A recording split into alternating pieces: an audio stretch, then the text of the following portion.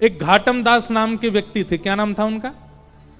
घाटम दास। बस इस कथा को कहकर विराम देते हैं। हाँ, हमारी पूछो तो हम तो कहते रहेंगे, हम तो शांति नहीं होंगे, पर हमें आपकी चिंता है, दूर दूर है ना घर सबके, रात भी हो गई है। तो एक घाटम दास नाम के एक भक्त थे। भक्त नहीं थे, चोर थे। कौन थे? चोर।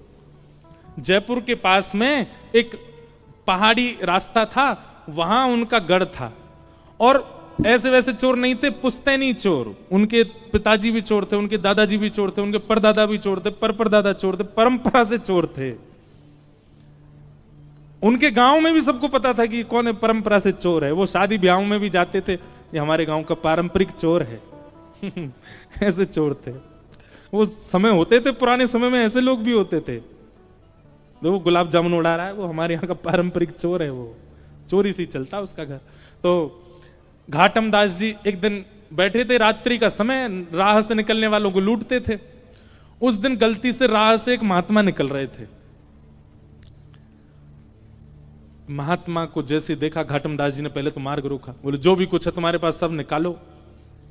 महात्मा जी ने कहा भैया हम तो महात्मा हैं, हमारे पास तो कुछ नहीं है, हमारे पास तो एक ही वस्तु है बेटा, तू प्रणाम कर, आशीर्वाद देंगे, वो भरा पड़ा हमें, वही दे सकते हैं।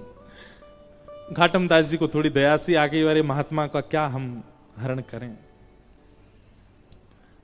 बोले आप महात्मा हैं, आपको हम छोड़ देते हैं, आप चले जाओ। महात्मा बोले देखो हमसे टकराए हो तो निश्चित है अर्धरात्रि में मेरा यहां से निकलना, तुम्हारा चोरी करना और हम दोनों का मिलना, ये संयोग है, ये ठाकुर जी ने करवाया है। इसलिए तुम कुछ पूछो, हम तुमको कुछ दे के जाना तो चाहते हैं, अब मिले हैं तो थोड़ा सत्संग हो जाए। घाटम दास जी बोले ऐसी कृपा कर दो कि मेरी चोरी कभी बंद ना हो, इस मार्ग से एक धनवान निकलते रहे, मैं सबको लूटा करूं, मेरे घर में कभी, मेरा बेटा भी अभी अंडर ट्रेनिंग है। महात्मा जी बोले देखो ये तो तुम्हारी इच्छा है, पर संत जन कभी कभी अपनी तरफ से प्रसाद देते हैं, हम अपनी तरफ से दे रहे हैं। बोले क्या? पहले तो महात्मा जी ने कहा चोरी छोड़ दो। बोले ये तो हो ही नहीं सकता, ये तो हमारे रक्त में है महाराज, ये तो परंपरा से हम चोर हैं, ये कैसे छोड़ सकते हैं? आपके लिए ये काम पाप होगा, मेरे लिए तो ये धर्म है। मैं तो चोरी करने के बाद में जिसकी मैंने चोरी करी है उसको प्रणाम करके जाता हूं कि वो मेरा दानदाता है, उसने मुझको दिया, मेरा घर चलेगा उससे, ये तो मेरा परंपरागत है महाराज, मैं कैसे छोड़ सकता हूं? तो महात्मा बोले ठीक है, तो फिर तीन बात हमारी मानो। क्या? पहली बात, कभी भी झूठ नहीं बोलोगे। चोरी करो, तुम अब चोरी करो, हम तुमको छूट दे रहे हैं, पर हमारी 3 बात मानो। क्या? पहली बात, कभी झूठ नहीं बोलोगे। नहीं बोलेंगे। जो भी वस्तु लोगे, जो भी वस्तु जीवन में आएगी, घर में आएगी, पहले ठाकुर जी को निवेदित करोगे, तब अपने प्रयोग में लोगे। घाटम दास बोले जी। और तीसरा काम, राह में चलते हुए कभी कोई संत मिल जाए, कभी ठाकुर जी का मंदिर दिख जाए, कोई आश्रम दिख जाए, कितनी भी जल्दी में होगे, 2 मिनट रुक करके प्रणाम करोगे, वंदन करोगे, परिक्रमा करोगे, तभी आगे बढ़ोगे। ये 3 काम तुम अपने जीवन भर करते रहना। बस ये तीन बात हमारी मान लो, हम मान लेंगे कि हमारा तुम्हारा मिलना सार्थक हुआ। घाटम दास जी बोले इसमें मेरा कोई घाटा नहीं है, मैं तीनों करूंगा। आज के बाद सत्य बोलूंगा, जो भी वस्तु जीवन में लाऊंगा ठाकुर जी को निवेदित करूंगा, और मार्ग में कोई भी भगवत स्थान मिलेगा उसको प्रणाम करूंगा, परिक्रमा करूंगा, तभी आगे बढ़ूंगा, चाहे कितनी भी जल्दी में हूं। महात्मा बोले बस ये कर दो। ठीक है, अभी हेलीकॉप्टर मत देखना, सब इधर देखो, कथा सुनो मेरी ध्यान से। हमने तो कही थी कोई कथा कीर्तन में उड़ा दी हो भैया, नहीं तो सब यही को देखेंगे। अभी हम कीर्तन गाएंगे तब उड़ा देना, अभी बैठा लो इसको, लैंड कर दो। इधर देखो सब लोग, क्या सुना रहे थे हम? 3 बातें घाटम दास को बताई महात्मा ने। देखो, महात्मा की बात को, किसी महत् पुरुष की बात को, किसी सज्जन की बात को बस मान लो, उसी से कल्याण हो जाता है। घाटम दास जी बढ़िया नियम का पालन करने लगे जो गुरुजी ने बताया। धीमे धीमे धीमे घाटम दास की खूब चोरी होने लगी। महाराज बड़े बड़े उसने लूट लिए, और वो इसमें मानता था मेरे गुरु की कृपा है। एक दिन उसने खोजे वो महात्मा कहां हैं, और उनका आश्रम ढूंढ लिया। अब तो घाटम दास क्या करता, साल भर की कमाई में से दशांश अपने गुरु जी के यहां दे आता। भंडारा करो गुरुजी, मंदिर बनवा दो, बढ़िया, आपकी कृपा से सब बढ़िया चल रहा है। लेकिन गुरु कृपा कभी तो होनी थी। एक दिन घाटम दास ने सोचा, मुझे रोज चोरी करनी पड़ती है, तब भरपाई होती है।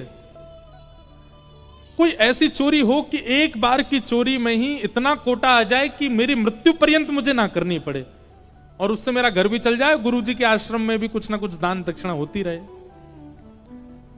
तो घाटम ने सोचा कि आज तक मैंने सेठ साहूकार लूटे हैं, आज अपने नगर के राजा को लूटूं। और कैसे लूटूं? बोले राजा का इतने सारे घोड़े हैं, उनमें से सबसे सुंदर एक काला घोड़ा है, एक श्वेत घोड़ा है, सफेद घोड़ा। अगर वो चुरा करके बेच दूंगा तो इतना धन मिलेगा कि मुझे कहीं नहीं जाना पड़ेगा। घाटम दास पहुंच गए चोरी करने राजा के यहां। जैसे ही प्रवेश करने लगे तो द्वारपालों ने रोक दिया। कौन हो? घाटम दास। क्या करने आए हो? बोले चोरी करने आए हैं।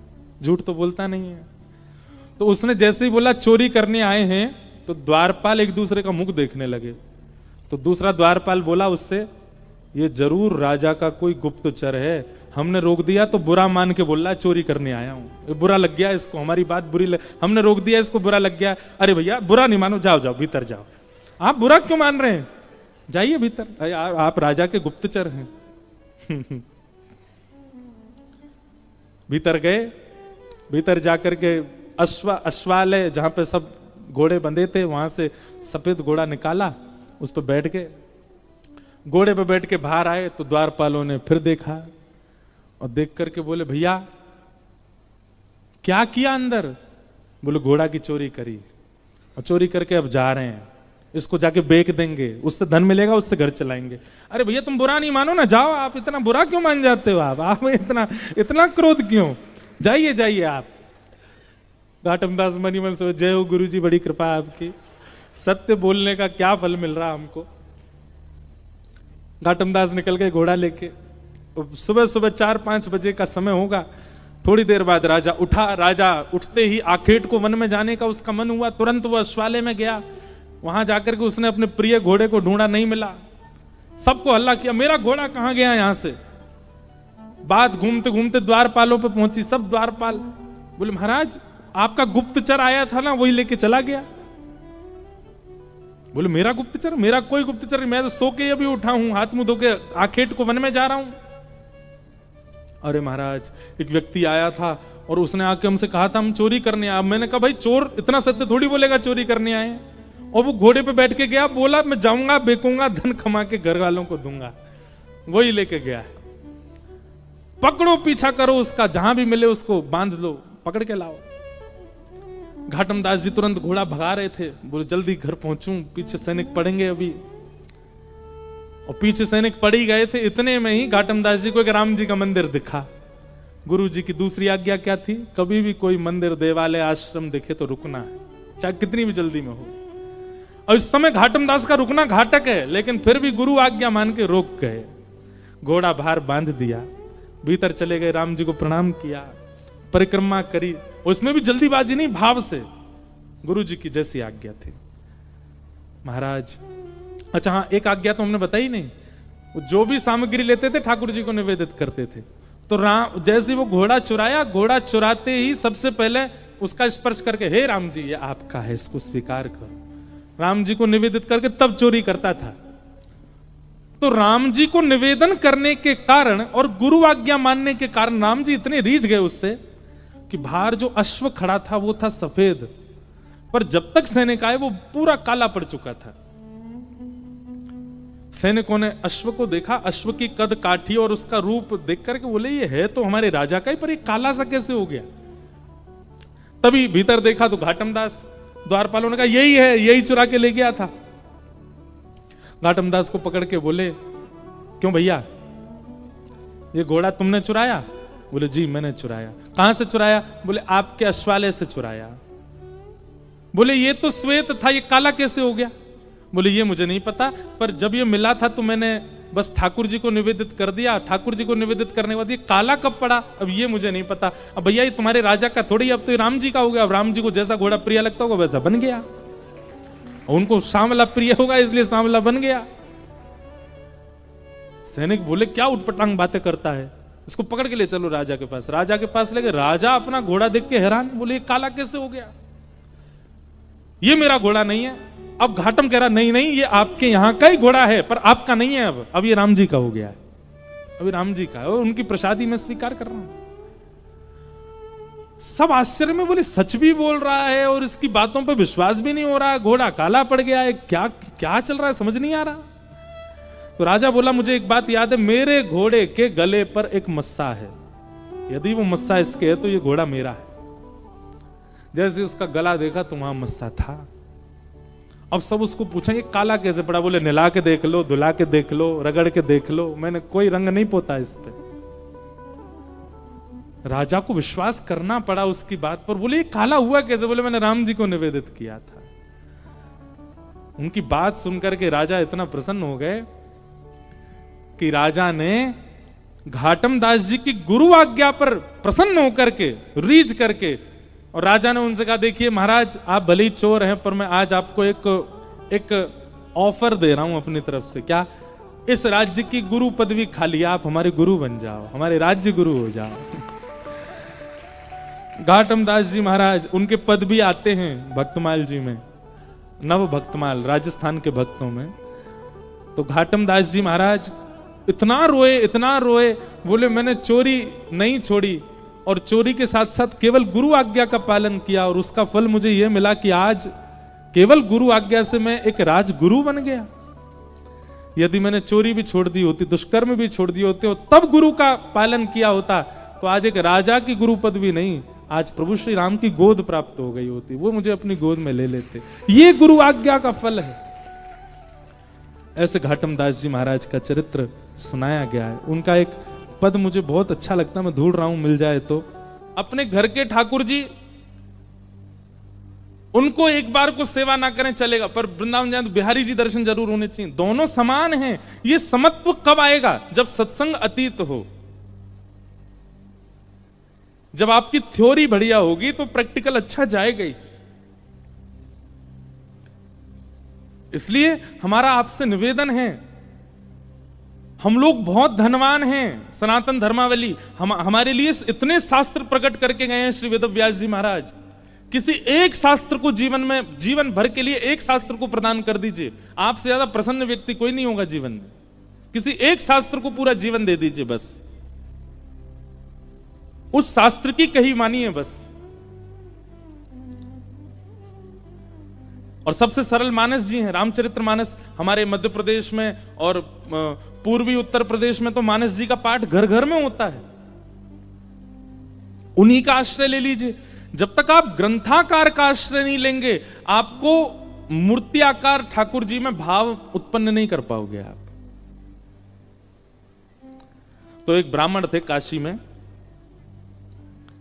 वो नित्य भागवत जी का पाठ करते थे और भागवत जी के पाठ के पीछे उनका उद्देश्य कोई पुण्य की प्राप्ति नहीं। सब लोग इधर देखो, इधर देखो, यहां देखो, ध्यानपूर्वक सुनो। चाहे ब्रह्मा जी आ जाए यहां पे, आपको देखना हमको ये। यत्र यत्र रघुनाथ कीर्तनम तत्र तत्र कृतमस्तकांजलिं बाष्पवारि परिपूर्ण लोचनम मारुतिम नमत राक्षसांतकम। एक बार हनुमान जी कथा सुन रहे थे। हनुमान जी कथा ही सुनते हैं। पूरी हनुमान चालीसा में गोस्वामी तुलसीदास जी महाराज ने सिंदूर चढ़ाने का वर्णन नहीं किया, लड्डू के भोग का वर्णन नहीं किया। इसका मतलब ये नहीं कि नहीं करो, करना है, सिंदूर चढ़ाना है, लड्डू का भोग लगाना है, अकहुआ के पत्ते चढ़ाने हैं, सब कुछ करना है। पर गोस्वामी जी ने एक भाव का वर्णन किया, क्या? प्रभु चरित्र सुनवे को रसिया। कथा सुनने के रसिया हैं हनुमान जी। तो एक बार हनुमान जी कथा सुन रहे थे और कथा में राम जी का इतना विरह हुआ हनुमान जी को कि दोनों भुजा उठा करके हनुमान जी रुदन करने लगे। राम जी से देखा नहीं गया। राम जी मन में सोचने लगे हनुमान जी इतने विरह में हैं, चलो इनको दर्शन दे दो। और राम जी महाराज तुरंत कथा में प्रकट हो गए और विरह आतुर हनुमान जी के कंधा पे हाथ रख करके और ऐसे उनको कहने लगे, अरे पवन पुत्र, अरे श्री हनुमंत लाल, देखो मैं आ गया। हनुमान जी महाराज भाव में रुदन कर रहे थे, जैसे ही स्पर्श किया राम जी ने तो नेत्र खुल गए। नेत्र खुल करके पीछे देखा, पीछे देख करके बोले, भगवान आप अभी क्यों आ गए? राम जी बोले, भैया तुम इतने भाव में रो रहे थे, हमने सोचा जाके तुमको दर्शन दे दें। हनुमान जी बोले, आपसे मेरी प्रार्थना है 2 घंटा बाद मिलिएगा, अभी कथा रह गई है 2 घंटा की, अभी कथा सुनने दो मेरे को, कथा के बीच में मत आइए आप, कथा अभी 2 घंटा और सुनने, तब तक बाहर खड़े रहिए आप। राम जी बोले, अच्छा कथा इतनी प्रिय? हनुमान जी बोले, इस कथा से ही तो आप मिलते हो, और जिस साधन से आप मिलो उस बीच में आप भी आ जाओगे तो हम आपको भी नहीं देखेंगे, हम तो पहले कथा श्रवण करेंगे। तो इसलिए कथा के बीच में इधर उधर नहीं, सब लोग इधर देखो, सावधानी से सुनो। तो कथा ही नहीं आगे बढ़ रही हमारी। एक ब्राह्मण थे काशी में, वो नित्य भागवत जी का पाठ करते थे। उनका और कोई काम नहीं, बस गंगा तट पर बैठ करके भागवत जी का पाठ करना।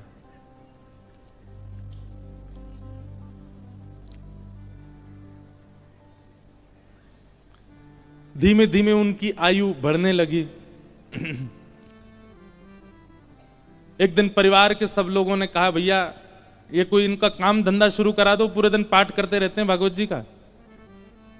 और पाठ भी किसी व्यक्ति के लिए नहीं, अगर कोई उनको दक्षिणा भी देता था कि पंडित जी हमारे यहां पाठ कर दो, तो उसके यहां पाठ करते थे, वो उसका पाठ, फिर उसके बाद अपना पाठ अलग करते, अपने लिए करते थे, और उसके पीछे उनकी कोई कामना नहीं थी, निष्काम भाव से करते थे, नित्य पाठ करते। तो एक दिन घर के लोगों ने सबने कहा कि इनका ब्याह कर दो, ये करते धरते तो कुछ है नहीं, पूरे दिन पाठ में ही लगे रहते हैं, इनका ब्याह कर दो, पत्नी घर आएगी, अकल ठिकाने आ जाएगी। और सब घर के लोगों ने वो ब्राह्मण देवता का ब्याह कर दिया।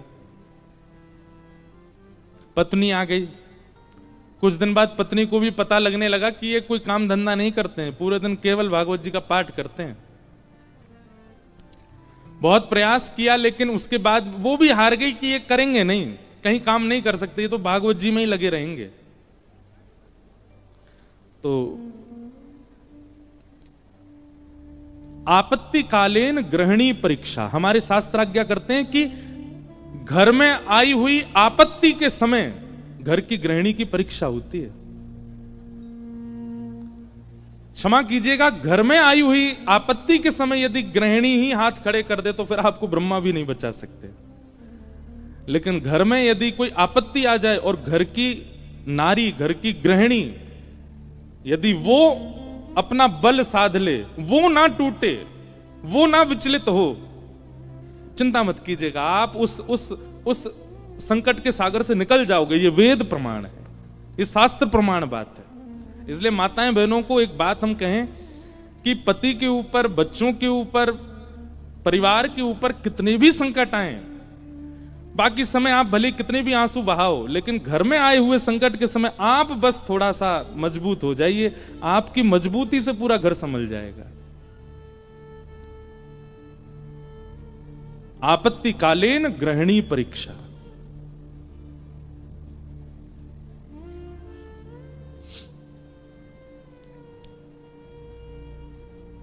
पत्नी ने सोचा कि ये तो कुछ करते नहीं है, आगे हमारा वंश बढ़ेगा, बच्चे होंगे, कैसे चलेगा परिवार। तो फिर उनकी ब्राह्मण देवता की पत्नी ने आज्ञा ली, बोले आपकी आज्ञा हो तो मैं कुछ करूं कार्य। देवी तुमको जैसा अच्छा लगे। भोजन बनाना बहुत अच्छा जानती थी, 3-4 घरों में उन्होंने काम ले लिया और वो जाती भोजन बनाती और उससे जो वेतन मिलता उसी से घर चलता था ब्राह्मण का। ब्राह्मण और प्रसन्न हो गए, बोले और बढ़िया, और कुछ नहीं करना पड़ेगा, भागवत जी में लगे रहो, पाठ करते रहो। अब इसमें कई लोग ब्राह्मण को कहीं आलसी मत समझिएगा, ये बहुत बहुत बड़ी बात हम आपको बताएंगे, वो अंत में उसका निचोड़ निकल के आएगा। 2-3 बालक भी उनके हो गए, चल रहा था घर। एक बार की बात, कुछ संतों का काशी में आगमन हुआ। संत आती रहते हैं काशी में, पर असमय में आना हुआ, बिना समय के संतों का आना हुआ। और उन्होंने किसी से पूछा, बोले भैया हम 5-10 मूर्ति हैं, कहीं प्रसाद पाने के इच्छुक हैं, कोई वैष्णव परिवार हो तो हमको बताओ। तो एक राह चलते व्यक्ति ने उन्हीं ब्राह्मण का घर बता दिया। बोले यहां चले जाइए, यहां बहुत एक सेवानिष्ठ और बड़े शास्त्रों का अध्ययन करने वाले ब्राह्मण रहते हैं, इनके पास चले जाइए, आप ये प्रसाद पवा देंगे।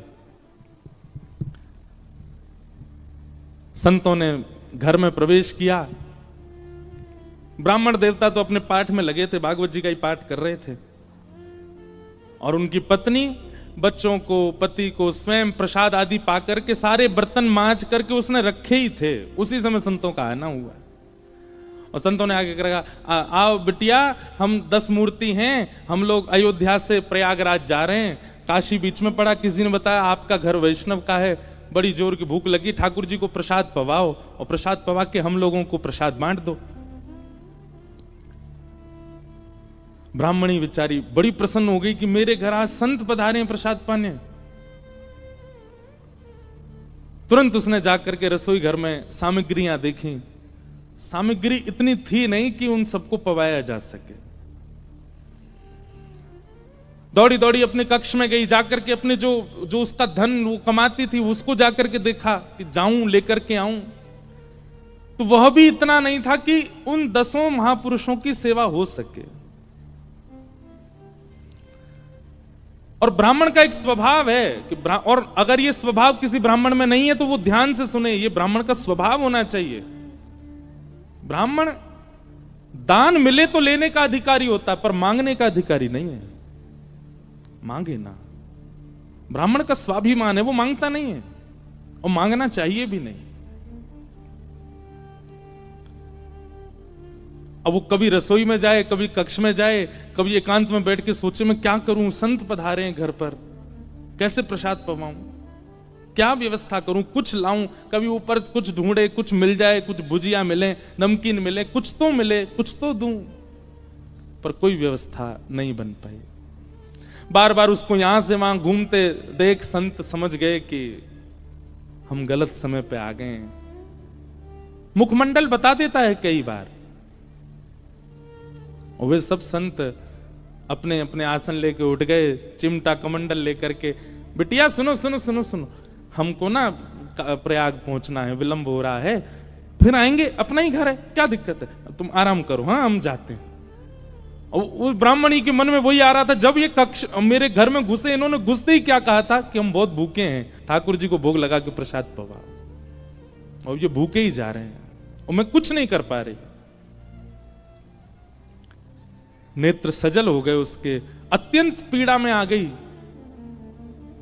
आज तक तो अपने पति से कुछ कहा नहीं था, पर आज कक्ष में प्रवेश करके ताम्रवर्ण आंखों का हो रहा था और बस चिल्लाने लगी, बोले तुमसे ब्याह किया मैंने, आपने जैसे चाहा वैसे रही मैं, आप नहीं करते कुछ तो घर घर जाके प्रसाद बना करके घर चलाती हूं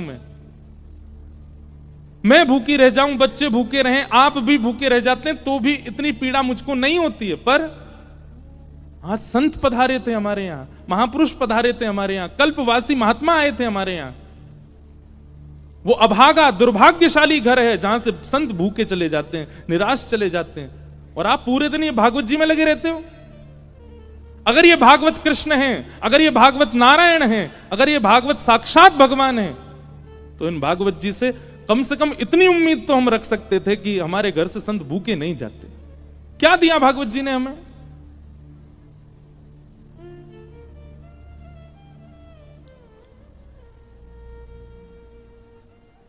ब्राह्मण बोले, देखो तुम मुझे कुछ भी कह लो, पर तुम जानती नहीं हो ये साक्षात कृष्ण हैं।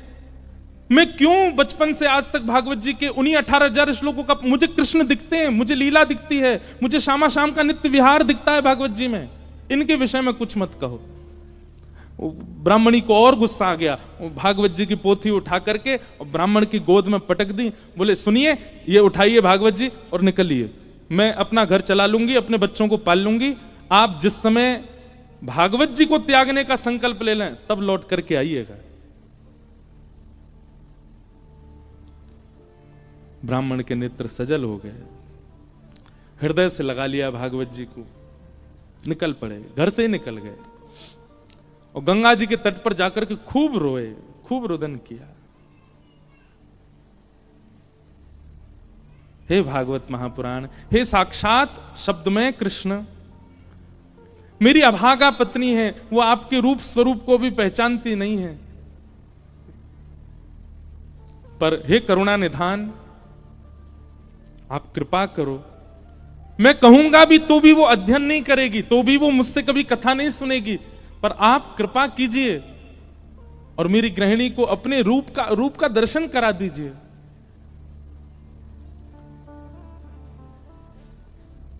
प्रबल प्रेम के पाले पड़कर हरि को नियम बदलते देखा, अपना मान टले टल जाए, पर भक्त का मान न टलते देखा। हमारे ब्रज के श्री बिंदु जी महाराज, उनका ये भाव है, प्रबल प्रेम के पाले पड़कर हरि को नियम बदलते देखा, अपना मान टले टल जाए, पर भक्त का मान न टलते देखा।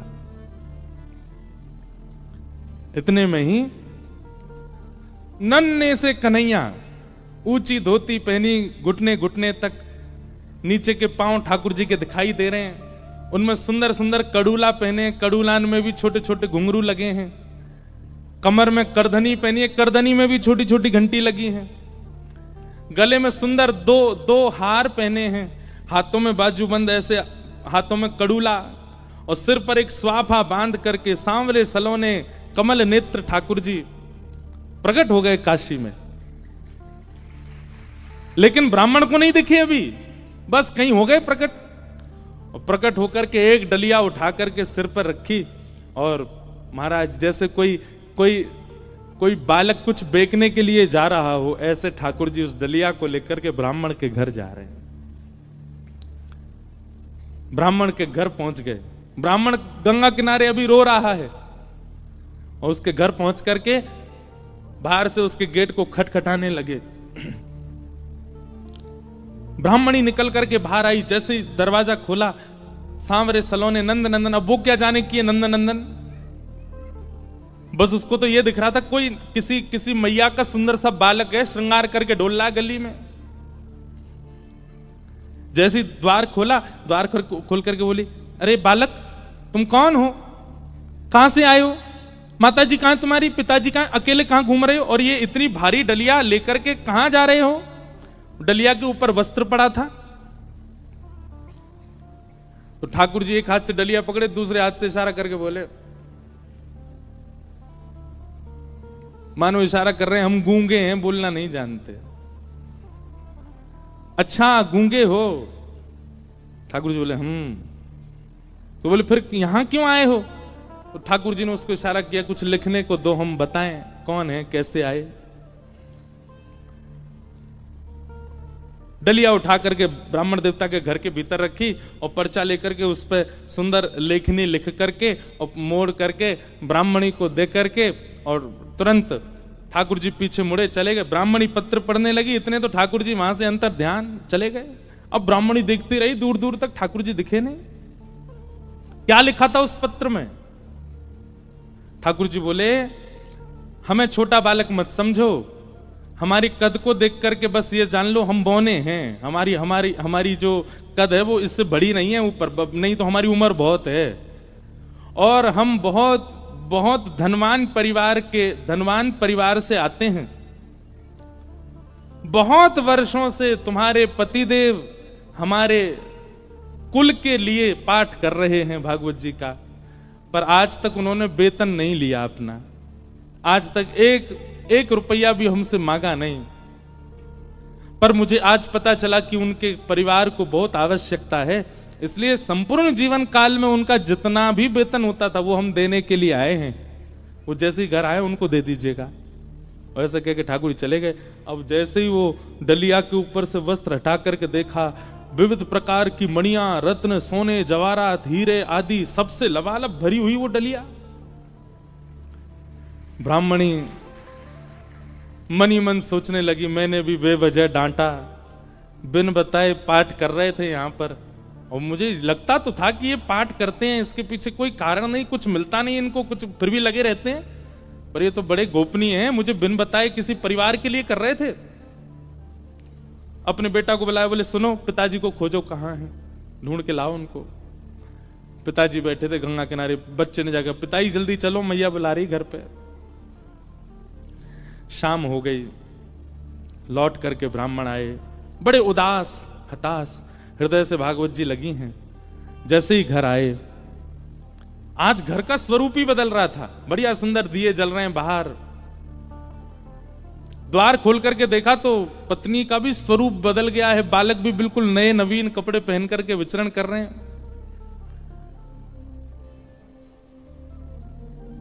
जैसी पतिदेव को आते देखा, ब्राह्मणी ने तुरंत आरती की, जल आदि छिड़काव करने लगी, खूब बलियां लेने लगी। पतिदेव बोले, ब्याह के बाद पहली बार इतना हमारा पूजन हुआ है, ऐसा क्या हो गया जो इतना पूज रही हैं हमको? देवी, ये घर की रौनक हमको डांटने से, फटकारने से घर की रौनक बढ़ गई तुम्हारी? रोज ही डांट दिया करो हमको। ऐसा क्या हो गया जो आज इतना सब कुछ मंगल, बच्चे नए वस्त्र पहन के घूम रहे हैं, आप बढ़िया साड़ी पहन के, ये कहां से इतना सब कुछ आया?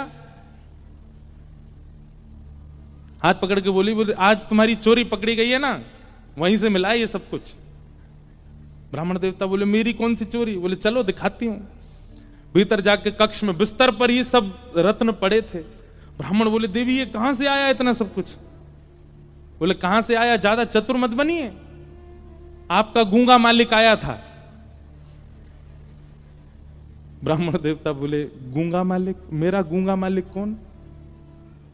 बोले बहुत छोटा सा था, पीली पीली धोती पहनी थी उसने, ऐसी सुंदर स्वापा सिर पर बांध रखा था, ऐसे गदमदरा से उसके हाथ मोटे मोटे से, और इतने सुंदर उसका मुखमंडल, गाल बिल्कुल गुलाबी, आंखें बिल्कुल ऐसे कटाक्ष जैसी, और क्या सुंदर। ब्राह्मण देव बोले, नाम नहीं पूछा? बोले इशारा किया उसने कि मैं गूंगा हूं। वो तुमको कैसे पता फिर मेरा? बोले वो लिख के देके गया। बोले कहां लिखा है, दिखाओ। जैसे ही प्रश्न पत्र वो उनके ब्राह्मण के हाथ में दिया, अक्षर सब अंतर ध्यान हो चुके थे। देवी यहां तो कुछ भी नहीं लिखा है। ब्राह्मण बोली दिखाओ। ब्राह्मणी ने देखा तो वहां कुछ भी नहीं था। ब्राह्मणी ब्राह्मण को देखे, ब्राह्मण ब्राह्मणी को देखे, बोले ये हुआ क्या है?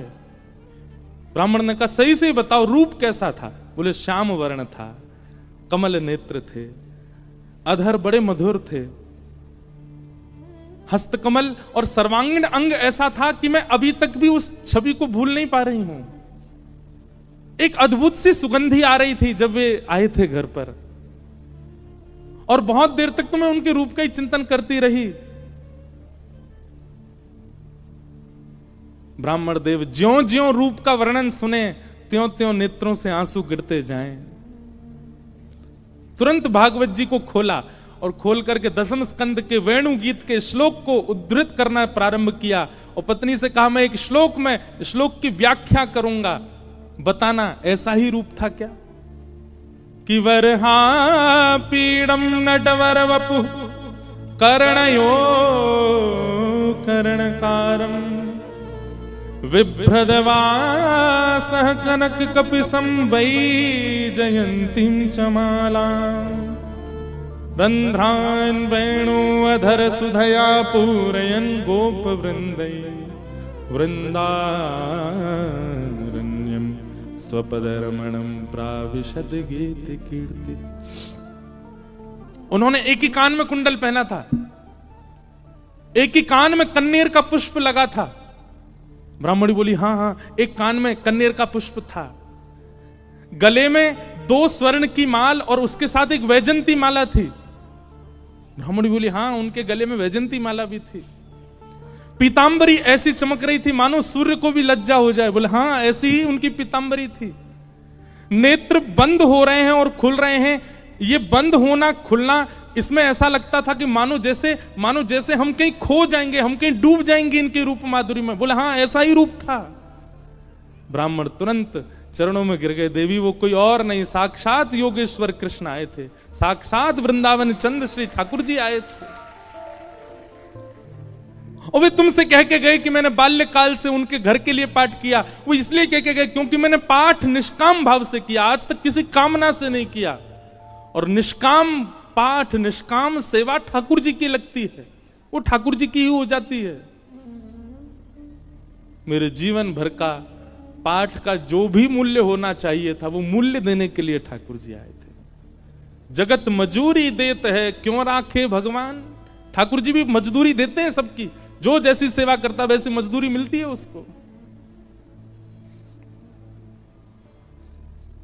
ब्राह्मण आनंदित हो गए और उसी काल से वो ब्राह्मणी भी जीवन यापन के लिए कार्य तो करती, पर भागवत जी की साधिका हो गई और नित्य भागवत जी का पाठ करने लगी।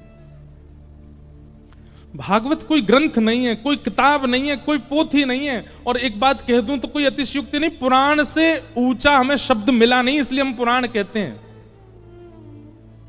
श्रीमद् भागवत सचल श्री कृष्ण है, साक्षात कृष्ण है। आपको शायद राधा रमण जी के मंदिर में श्री कृष्ण की प्रतिमूर्ति, श्री कृष्ण का भाव का अनुभव ना हो, पर कथा में हो जाएगा।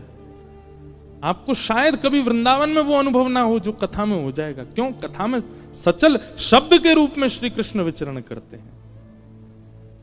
ऐसी भागवत जी को हम बारंबार प्रणाम करते हैं, वंदन करते हैं। बोलो भागवत महापुराण की। ऐसी भागवत जी। इसलिए एक एक शब्द, एक एक भाव बहुत ध्यानपूर्वक सुनना है कथा का, क्योंकि श्री कृष्ण है। कल हम लोगों ने महात्म की चर्चा सुनी। आइए आज से प्रथम स्कंद में हम लोग प्रवेश करते हैं। जन्माद्यस्य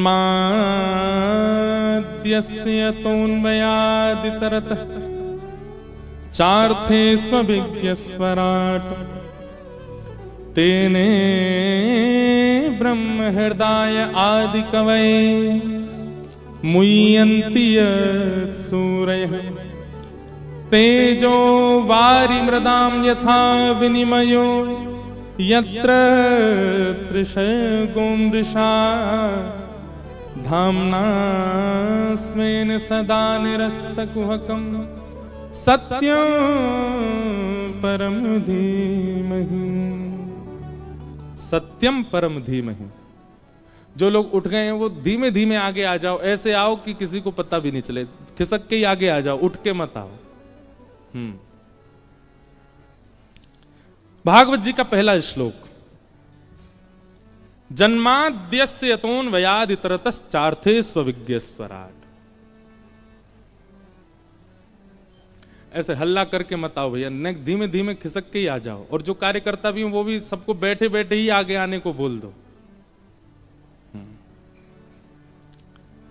जन्माद्यस्य यतोऽन्वयादितरत्। सावधानी से सुनो सब लोग। वेदव्यास जी महाराज ने भागवत जी की रचना में प्रथम श्लोक जकार से प्रारंभ किया, ज शब्द से प्रारंभ किया। हमारे व्याकरण में ऐसा कहते हैं कि जकार जो है ये दग्धाक्षर है। संस्कृत के विद्वान यदि किसी शुभ स्तुति का प्रारंभ करते हैं तो ज शब्द पहले नहीं बोलते, क्योंकि ज शब्द जो है, ऐसा नहीं है कि नहीं बोलते, पर ज शब्द को दग्धाक्षर कहा। दग्धाक्षर मतलब लिखने वाला, बोलने वाला, कहने वाले का हृदय पीड़ा में होगा तो वो ज ही बोलेगा पहले, दग्धाक्षर। भागवत जी में गोपियों ने गोपी गीत गाया। कितने लोगों को गोपी गीत याद है सागर में? वाह भैया, 5000 लोगों में 5 हाथ उठे। अब भागवत जी हो गई हैं आपके सागर में। अब हमको कुछ दक्षिणा दीजिएगा। दक्षिणा के रूप में यही दीजिए कि नित्य गोपी गीत का पाठ प्रारंभ कर दीजिए। और गोपी गीत याद कीजिए। अब देखो कब याद करोगे, जीवन निकलता जा रहा है आप लोगों का। कई लोग तो बिल्कुल बिल्कुल बाउंड्री पे ही खड़े हैं। वैसे तो एक बात देखी जाए, बाउंड्री पर हर व्यक्ति खड़ा है, हर व्यक्ति बाउंड्री पर। कब उसका अंत हो जाए कोई जानता है क्या? इसलिए भैया जीवन में अब तक आपने सब करके देख लिया, गुलाब जामुन खा के देख लिया, रसगुल्ला खा के देख लिया, जलेबी खा के देख लें, और आपके सागर की कोई प्रसिद्ध मिठाई हो तो वो भी खा के देख ली, मध्य प्रदेश का कुछ प्रसिद्ध हो तो वो भी खा के देख लिया। अमरूद की चटनी बनती है ना यहाँ पे, हैं? देखो हमें पता है, खिलाई नहीं है अभी तक किसी ने, बस पता है।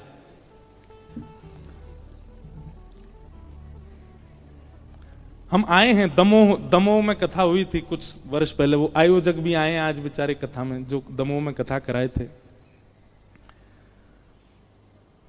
तो आपने सब कुछ करके देख लिया, आपने भोग भोग के देख लिए, रोग रोग के देख लिए, योग योग के देख लिए, सब कुछ करके देख लिया। अब बच्चा कुछ जीवन भी ब्रजवासी आयो है आपके नगर में, या की बात मान के देख लो।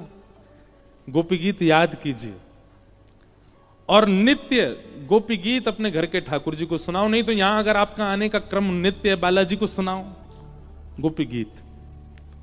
गोपी गीत का प्रारंभ भी जयति तेधिकम ज से ही होता है। क्यों? क्योंकि ठाकुर जी अंतर ध्यान हो गए हैं और उस समय में गोपियां विरही होकर के ठाकुर जी को पुकार रही हैं, इसलिए ज शब्द से प्रारंभ हुआ गोपी गीत का भी। श्रीमद् भागवत जी का प्रारंभ ज शब्द से हुआ, जन्माद्यस्य यतो। और तो सुनो, हम सबका प्रारंभ जा शब्द से हुआ, जन्म। हम सबका भी जन्म हुआ है, इसका मतलब हम सब भी कहीं ना कहीं दग्ध हृदय वाले, हम सब भी पीड़ित हैं, और निश्चित है पीड़ित हैं इसलिए तो जन्म हुआ। अगर पीड़ित नहीं होते तो वैकुंठ में होते।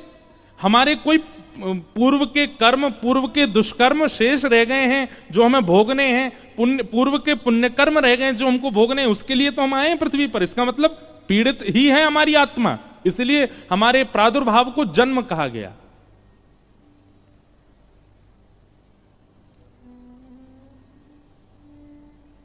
तो ज शब्द से प्रारंभ संस्कृत के रूप में तब किया जाता है जब हृदय पीड़ा में हो। भागवत जी का प्रारंभ जकार से हुआ, हमारा प्रारंभ जकार से हुआ, गोपी गीत का प्रारंभ जकार से हुआ। हमारे वृंदावन में जाके पूरी दुनिया भी जकार ही कहती है, जय जय श्री राधे, सब जय ज से ही प्रारंभ करते हैं। इसीलिए पीड़ित है हृदय हमारा, और हम नहीं जानते होंगे, हमारी आत्मा जानती है। जन्म से हमारा प्रारंभ हुआ है, जन्म से ही भागवत जी का प्रारंभ हुआ है। भागवत जी का पहला शब्द ही जन्म है। जन्माद्यस्य तोन्वयादितरतश्चार्थे स्वविज्ञ स्वराट। बहुत कठिन श्लोक है, मैं जितनी व्याख्या हो सकेगी करूंगा। जन्म से हमारा प्रारंभ, जन्म से ही भागवत जी का प्रारंभ। पर हमारा अंत हमको पता है, हमारा अंत क्या है? मृत्यु। क्या है? क्या है? मृत्यु। पर हमारा अंत मृत्यु नहीं होना चाहिए। हमारा विश्राम कहां होना चाहिए? तो भागवत जी का जो अंतिम श्लोक का विश्राम है वही हमारा विश्राम होना चाहिए। जब भागवत जी के पहले श्लोक का पहला शब्द हमारा प्रारंभ है, तो भागवत जी के अंतिम श्लोक का अंतिम शब्द हमारा विश्राम होना चाहिए। और विश्राम, अंतिम श्लोक क्या भागवत जी का? नाम संकीर्तनम यस्य सर्व पाप प्रणाशनो प्रणामो दुख समनस्तम नमामि हरिम परम। अंतिम शब्द क्या है? हरिम परम। क्या है? हरिम परम। हमारा विश्राम मृत्यु नहीं है, हमारा विश्राम अर्थी नहीं है, हमारा विश्राम चिता नहीं है, हमारा विश्राम हरिम परम, हरि परमात्मा के श्री चरण, वही हमारा विश्राम। वहां हमारा, इतरवंश महाप्रभु बैठे हैं मंच पर, इनका विश्राम हरिम परम, श्री राधा वल्लभ जी के चरण। स्वामी श्री हरदास जी विराज रहे हैं, आपका विश्राम हरिम परम। यहां श्रीमद वल्लभाचार्य जी, इनका विश्राम हरिम परम। भक्तिमती मीराबाई, उनका विश्राम हरिम परम। गोस्वामी तुलसीदास जी महाराज, उनका विश्राम हरिम परम। कालिदास का विश्राम हरिम परम, हमारा विश्राम शमशान घाट। हमारा विश्राम हरिम परम क्यों नहीं है? आज लिख लीजिए, कथा सुनने का, कुंभ स्नान करने का, नाम जप करने का, तिलक लगाने का, संत जनों को प्रणाम करने का, पुण्य करने का एक ही उद्देश्य है, हरिम परम, हरिम परम की प्राप्ति होना। आपके उद्देश्य अनेक रहे हैं। कभी आपका उद्देश्य बहुत अच्छे कॉलेज में पढ़ने का था, कभी बहुत अच्छे स्कूल में जाने का था, बहुत धन कमाने का था, कोई गाड़ी खरीदने का था, किसी कन्या से ब्याह करने का था, किसी पुरुष से ब्याह करने का था, किसी पदवी को प्राप्त करने का था। पर अब आप कथा में बैठे हो और नियमित 7 दिन का संकल्प लेके बैठे हो, तो आपका उद्देश्य बाकी सब किनारे, हरिम परम, हरिम परम। और उस हरिम परम को प्राप्त करने के लिए जो जो आवे, चाहे उसके लिए मुझे अच्छी यूनिवर्सिटी में पढ़ना पड़े, अच्छे कॉलेज में जाना पड़े, खूब धन कमाना पड़े, अच्छा घर बनाना पड़े, पर सबके पीछे उद्देश्य क्या होना चाहिए? हरिम परम। यही कथा का उद्देश्य। आप विवाह भी इसी भाव से कर रहे हो कि पत्नी के सहित हरिम परम। बालक भी इसीलिए प्रकट हुए हैं घर में कि बालकों सहित हरिम परम। आप वकील भी इसीलिए बने हो, नेता भी इसीलिए बने हो, वाइस चांसलर भी इसीलिए बने हो, चार्टर्ड अकाउंटेंट भी इसीलिए बने हो कि हरिम परम, इसके माध्यम से भी, माध्यम सब बन जाएं पर उद्देश्य हरिम परम। आपको कुछ नहीं करना पड़ेगा, सब अपने आप, सब भक्ति में हो जाएगा। आपकी पढ़ाई भक्ति में हो जाएगी, आपकी इंजीनियरिंग भक्ति में हो जाएगी, आप नेता हैं, आपका नेता स्वरूप भक्ति में हो जाएगा, सब कुछ भक्ति में होता चला जाएगा। सब भक्ति में होने का मतलब सब पवित्र होता चला जाएगा। आपका विवाह पवित्र हो जाएगा, सब कुछ पवित्र हो जाएगा। उद्देश्य यदि श्यामा श्याम है तो, उद्देश्य यदि ठाकुर जी है तो, सबसे प्राप्त क्या करना है? ठाकुर जी को, हरिम परम।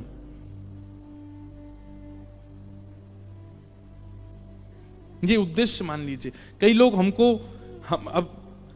हम तो केवल कथा कहना जानते हैं, पर कई लोगों को लगता है ये बाबा जी कुछ जानते होंगे। एक माता जी अभी मिली मुझको बोलती हैं प्रणाम कर, बाबा मेरे मन में क्या चल रहा है। अब मैं अपने संग पंडित जी को देखूं, मैंने कि क्या बोलूं इनको, मैंने कि मैया हम वो वाले बाबा नहीं है, हम तो केवल कथा सुनाते। नहीं तिलक लगा रखा है आपने, हाँ धोती पहनी है। अरे भैया मैंने, हमसे केवल कथा कहनी आती है और कुछ नहीं। नहीं मेरे मन में क्या चल रहा है बताओ। फिर हमको 2-4 बातें तो पता ही हैं, वो सबके मन में होती हैं। मैंने कहा आप बहुत पीड़ा में हो। दुनिया आपके साथ अच्छा व्यवहार नहीं करती। आंखों से आंसू आने लगे मैया के, जय हो बाबा। अरे मैंने कि मैया राधे श्याम जपो। जीवन एक परीक्षा है। परीक्षा पत्र को देख करके घबराते तो सारे बालक हैं, पर जिसका अध्ययन, जिसका स्वाध्याय उचित होता है, तुरंत कलम उठा के लिखने लग जाता है, बढ़ता है आगे, सोचता है, विचार करता है, करने लगता है। और जिसका स्वाध्याय अच्छा नहीं है, वो इधर उधर ही देखता रहेगा, उसके में से देख लूं, यहां से देख लूं, वहां से। ठीक वैसे ही इस संसार में हमारी जो जीवन में आने वाली परिस्थितियां परीक्षा हैं। जिसका कथा रूपी, जिसका सत्संग रूपी स्वाध्याय अच्छा होगा, वो जीवन में आने वाली परीक्षा को पार करने लगेगा। और जिसके जीवन में सत्संग ही नहीं होगा, वो इधर उधर ही देखता रहेगा। मेरे जीवन में संकट आ गए, क्या करूं बाबा, मेरे मन में क्या बताओ। सत्संग बहुत बलवान है, आश्रय लेके तो देखो। उद्देश्य आपका क्या हो? हरिम परम, और कुछ नहीं।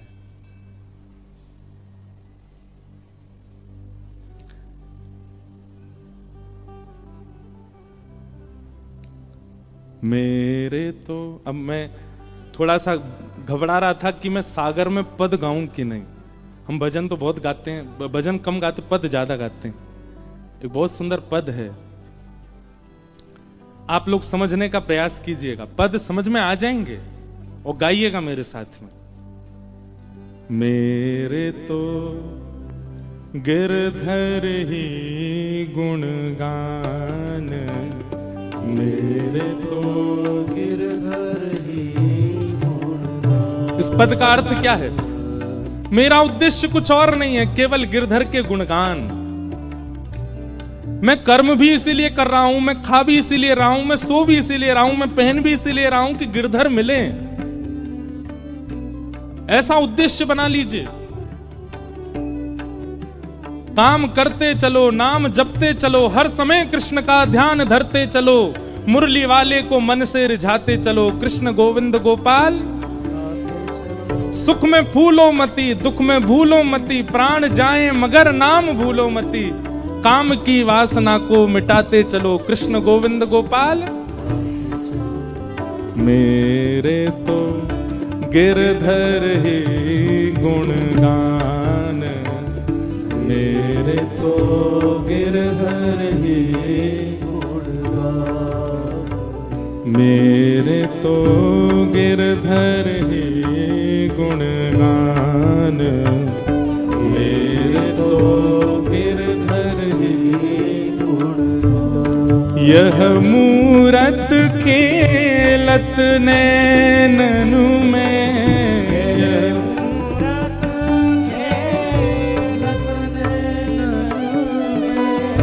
यह मूरत खेलत नैनन में,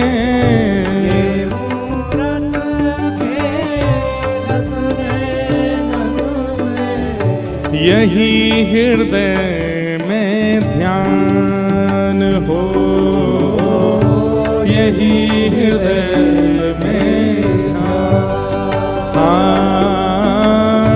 यही हृदय ध्यान हो, यही हृदय में ध्यान। मेरे तो गिरधर ही गुणगान, मेरे तो गिरधर ही गुणगान, मेरे तो गिरधर ही गुणगान।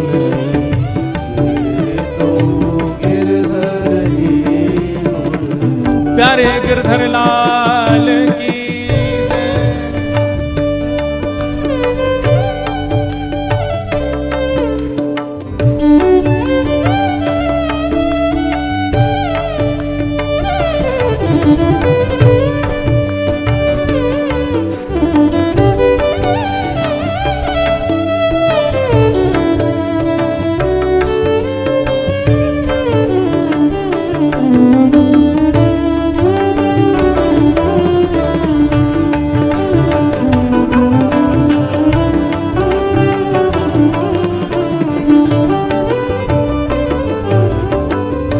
चरण रेणु चाहत मन मेरो, रेणु चाहत मन मेरो, चरण रेणु चाहत मन मेरो, रेणु चाहत मन मेरो, यही दीजिए दान हो, यही दीजिए दान। कृष्णदास को जीवन गिरधर, कृष्णदास को जीवन गिरधर, हम सब को है जीवन गिरधर, हम सब को है जीवन। कैसे गिरधर? मंगल रूप निधान हो, मंगल रूप निधान। मेरे तो गिरधर ही गुणगान, मेरे तो गिरधर ही गुणगान, मेरे तो गिरधर ही गुणगान, मेरे तो गिरधर ही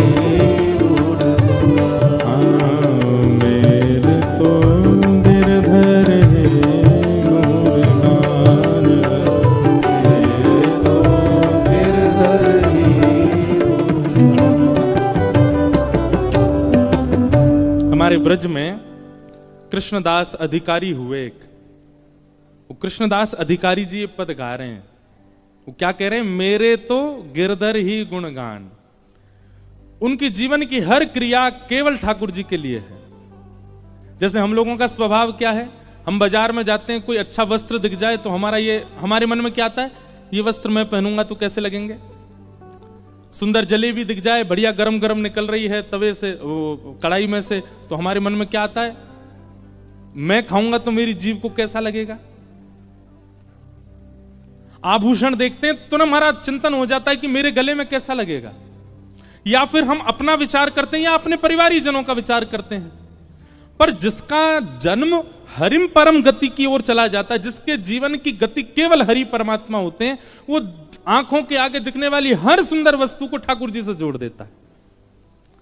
ये वस्त्र ठाकुर जी पे कैसा लगेगा, ये पुष्प ठाकुर जी के सामने कैसा लगेगा, ये व्यंजन जो बन रहा है ये ठाकुर जी की सेवा में कितना बढ़िया पधराया जा सकता है। ये व्यक्ति इतना अच्छा गा रहा है, ये हमारे ठाकुर जी की सेवा करने आ जाए, ये इतना अच्छा नृत्य कर रहे हैं, ये हमारे ठाकुर जी को नृत्य दिखाने आ जाए। मतलब अपने मन को कोई वस्तु प्रिय नहीं लगती, हर वस्तु ठाकुर जी की सेवा में पहुंच जाए, ऐसी भावना चित्त में आने लग जाना, इस बात का प्रमाण है कि आप हरिम प्रिय, हरिम परम इस पथ पर, भक्ति पथ पर चल चुके हो। अब आपको प्रिय नहीं लगती है कोई वस्तु, अपने ठाकुर जी के लिए विचार करते हो। और इसी उद्देश्य से कथा सुननी है कि हम हरिम परम हो जाए। आप विश्वास मानेंगे, आपसे ज्यादा आनंद में कोई नहीं होगा, आपसे ज्यादा प्रसन्न कोई नहीं होगा संसार में। हरिम परम। तो जन्माद्यस्य यतोऽन्वयादितरतः, जिनका कभी जन्म नहीं होता, जिनकी कभी मृत्यु नहीं होती, जो जन्म और मृत्यु के चक्र से विलग हैं, लेकिन चाह जाएं तो ठाकुर जी का जन्म होता है। भगवान को जन्म लेने की आवश्यकता नहीं है, पर देवकी को सुख देने के लिए, कौशल्या जी को सुख देने के लिए वही प्रभु राम बनकर के, कृष्ण बनकर के आते हैं और 9 महीना बाकायदा बच्चों की तरह पेट में ही रहते हैं और फिर जन्म लेते हैं। उनको आवश्यकता नहीं है, पर कभी कभी प्रेम में इतने अधीन हो जाते हैं ठाकुर जी की, अधीन होकर के अपने प्रेमियों को वह सुख देते हैं।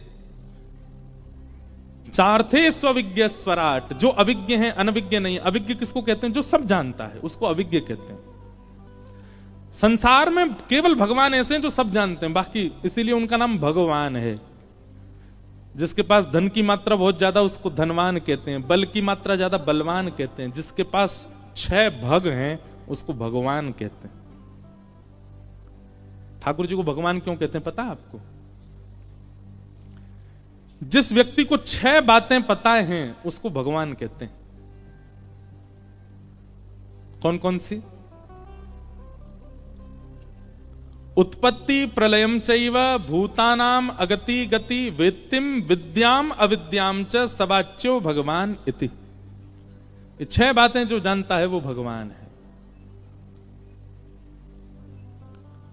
उत्पत्ति, पृथ्वी का उत्पत्ति दिवस कौन सा है, कौन से दिन पृथ्वी का निर्माण हुआ, कोई नहीं बता सकता। परमात्मा जो जानते हैं वही जानते हैं बस कि पृथ्वी कब बनी थी और इस पृथ्वी का प्रलय कब होगा, यह भी जो जानता है वही परमात्मा है बस। कई लोगों ने हल्ला किया 2012 में पृथ्वी खत्म हो जाएगी, 25 आ गया, अब कह रहे हैं 26-27 में चली जाएगी। और उसमें भी एक ग्रंथ का आश्रय सब लोग बोलते हैं कि उस ग्रंथ में ऐसा लिखा है। हम किसी ग्रंथ की, किसी किताब की निंदा नहीं कर रहे हैं, पर यह बात शास्त्र प्रमाण है कि पृथ्वी का प्रलय कब होगा ये दुनिया में सब प्रिडिक्ट करते रह जाएंगे, लेकिन किसी को पता नहीं चलेगा। इस प्रिडिक्शन में आपकी सारी विद्याएं फेल हो जाएंगी कि पृथ्वी का प्रलय कब होगा। उत्पत्ति और प्रलय केवल और केवल परमात्मा जानते हैं, वो किसी से शेयर भी नहीं करते इस बात को, केवल उन्हीं को पता है। तो ये 2 बातें, और कौन सी 2 बातें? भूतानाम अगति गति, हमारी गति और अगति, हमारी गति और दुर्गति जिसको पता है वो परमात्मा।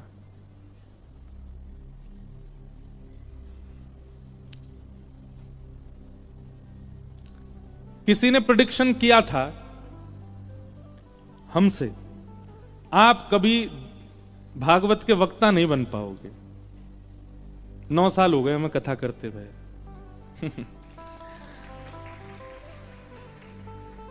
व्यक्ति की गति और अगति यह भी केवल परमात्मा जानते हैं।